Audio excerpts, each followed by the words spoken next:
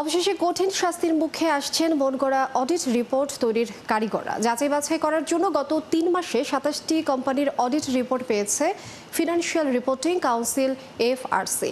মিলছে অনিয়মের উল্লেখযোগ্য প্রমাণ। এফআরসি চেয়ারম্যান জানিয়েছেন, এসব অডিট রিপোর্ট ব্যবহার করে জালিয়াতি করা হয়েছে ব্যাংক ও শেয়ার বাজারে। রুহুল আমিনের রিপোর্ট। গত ১.৫ দশকে নজিরবিহীন লুটপাট হয়েছে ব্যাংক, শেয়ার বাজার সহ গোটা আর্থিক খাতেই। অসংখ্য কোম্পানি সম্পদের মূল্য বেশি দেখিয়ে ব্যাংক থেকে বিপুল পরিমাণ ঋণ নিয়েছে। আবার অনেক কোম্পানি অতিমূল্যায়িত সম্পদ দেখিয়ে টাকা বের করেছে শেয়ার বাজার থেকে।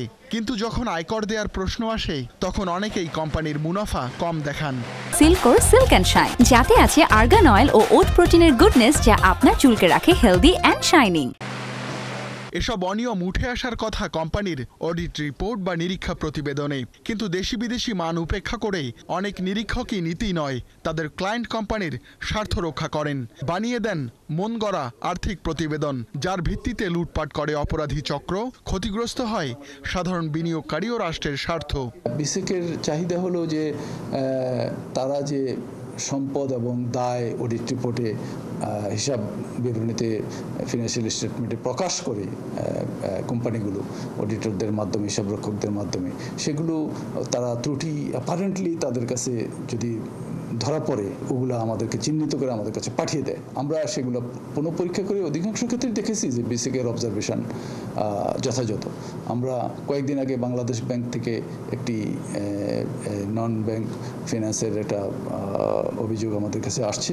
বাংলাদেশ ব্যাংকের সেই অবজারভেশনটা দেখে আমরা অলরেডি অডিটরকে কারণ দর্শানোর নোটিশ প্রেরণ করেছি। গত ৩ মাসে বাংলাদেশ ব্যাংক ও সিকিউরিটিজ এক্সচেঞ্জ কমিশন এসিসি থেকে ২৭টি মনগড়া প্রতিবেদন পেয়েছে এফআরসি। চলছে যাচাই বাছাই। প্রতিবেদনে নানা ধরনের অনিয়ম উল্লেখ করে দিয়েছে বাংলাদেশ ব্যাংক ও এসিসি। নিরীক্ষায় অনিয়মের প্রমাণ পাচ্ছে এফআরসি। সংস্থার চেয়ারম্যান জানান, ধরা পড়া অনিয়মগুলোর বিষয়ে আত্মপক্ষে বক্তব্য দেওয়ার সুযোগ পাবেন অভিযুক্তরা। তাদের অ্যানলিস্টমেন্ট আমরা স্থগিত করে দিই। আমাদের সাথে অ্যানলিস্টেড না হলে তো তারা অডিট এবং হিসাবের কার্যক্রমটা পরিচালনা করতে পারবেন না। আমরা অ্যানলিস্টমেন্ট স্থগিত করি, তাকে বার্তা দিই যে তুমি যদি পরিশুদ্ধভাবে আন্তর্জাতিক মান অনুযায়ী, আমাদের এফআরসি নির্ধারিত মান অনুযায়ী যদি তুমি কাজ করো, ওকে ফাইন, তুমি আবার তোমার রাইট ফিরে পাবে। আর যদি না করো, তাহলে আমরা স্থগিতই রাখবো, তোমার পেশা স্থগিত থাকবে।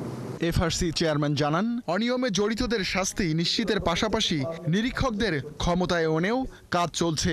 তালিকাভুক্তি সহজ করা, ফি নির্ধারণ করা সহ অডিটরদের নানা পর্যবেক্ষণ বাস্তবায়নে গুরুত্ব দেওয়া হচ্ছে।